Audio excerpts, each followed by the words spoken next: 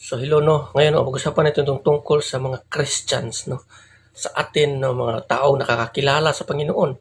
Hindi lang nakakakilala kundi ito yung mga taong nananampalataya sa Panginoon no. Ah, tumatawag sa pangalan ng Panginoon. So ito ay patungkol dito no. So ayon dito sa sinasabi ng ating Panginoon Kristo sa kasulatan no, nung sinabi niya no na not everyone who calls to me Lord, Lord shall enter the kingdom of God or heaven. No, so, sino ang binabanggit niya dito? Not everyone who calls to me, Lord, Lord. No, so, tapos, dito sa ibang verse, sinabi din ng ating Panginoon Kristo no, na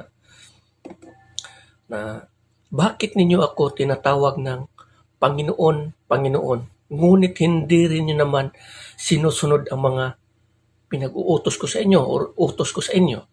So, sino bang mga tao na binabanggit ng Panginoong Hesukristo dito? Kanino ba ito na mga mensahe niya ipinaparating? No, kanino ba ito? So pag sinabi natin, not everyone who calls to me Lord, Lord.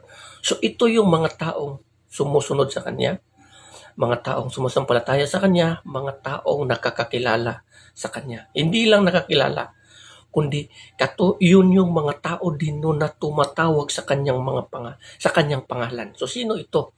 So itong mga taong ito ay tulad natin na mga Kristiyano, ng mga taong sumasampalataya sa Panginoong Hesukristo, mga taong nananalig sa Panginoong Hesukristo, mga taong nakakakilala at tumatawag mismo sa kanyang pangalan. Pero bakit tinatawag niya ito? Bakit binanggit niya dito no na not everyone who calls to me Lord, Lord. Di ba sabi niya no na darating ang araw no na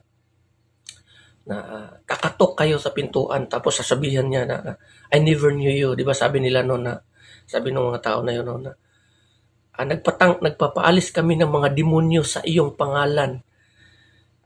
Nangaral kami sa iyong salita, sa iyong pangalan, no? Prophesy sa iyong pangalan. We prophesy gamit ang iyong pangalan sa iyong pangalan, no? So bakit sinabi pa rin ng ating Panginoong Hesukristo no na I never knew you. Depart from me. No, kayong mga taong gumagawa ng kasamaan. So itong mga taong ito, patungkol ito sa mga Kristiyano. Sa mga tao, kumbaga, pinupuri, sinasamba nila ang Diyos, ngunit ang kanilang puso malayo. Sinasamba lamang nila ang Panginoon sa pamamagitan lamang ng kanilang mga labi, ngunit ang kanilang mga puso malayo. Kaya nga sinasabi ng kasulatan, di ba? Itong mga taong ito sumasamba o pumupuri sa akin sa pamamagitan lamang ng kanilang mga labi, ngunit ang kanilang mga puso malayo sa akin. So walang kabuluhan ang kanilang pagsamba. No? So bakit nyo hahayaan ang mga ganitong mangyayari sa atin? Kasi ang mga Kristiyano ngayon, hindi talaga seryoso sa kanilang paglilingkod sa Panginoon. Maraming mga tao na nangaral sa salita ng Diyos, ngunit balik pa rin sa dating gawin. No, mga taong hindi seryoso sa paglilingkod.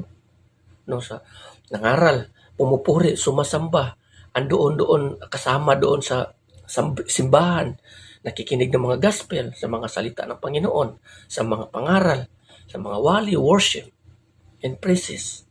Ngunit, wala pa rin. Balik pa rin sa dating gawi. Makikita mo itong mga taong ito banal sa loob ng mga simbahan, sa loob ng mga church. Ngunit, pagdating doon sa pag-uwi, balik ulit sa dating buhay. No, so, makikita mo silang banal, outside, pero deep inside, ganun pa rin marumi. No? So, ito ang mga babala ng ating Panginoong Kristo patungkol sa mga taong ganito no, na para tayong mga libingan na nakapintura ng puti. Maganda sa piningin sa labas, ngunit doon sa loob, lahat ng uri ng karumihan andoon. Yung mga buto, yung mga uod, lahat ng uri ng dumi na sa ilalim. Kahit pa sa paningin natin, malinis at maganda kasi nga nakapinturado ng puti. So, ganun tayo. So, ang sabi ng ating Panginoon Kristo, bago natin linisin ang sa labas, linisin din natin ang sa loob.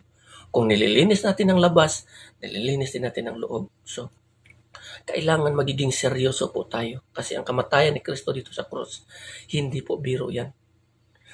Tinubos niya tayo dito sa mundong ito, tinubos niya tayo sa ating pagkaalipin sa kasalanan upang tayo ay tubusin. Namatay siya sa cross at ang kanyang dugo ang siyang naglinis sa atin upang tayo ay tubusin dahil sa ating pagkahindi matuwid. Kasi nga ang mga tao tumatahak patungo sa kaparusahan na naghihintay. Hindi ito kinalulugod ng ating Ama, ng Diyos, nang ito ay nakikita niya na ang mga tao tumatahak doon patungo sa impyerno. At dahil dito, binigyan tayo ng Diyos ng isang daan upang magkaroon tayo ng relationship between sa Diyos at sa tao, sa atin. May personal relationship tayo sa ating Panginoon Kristo.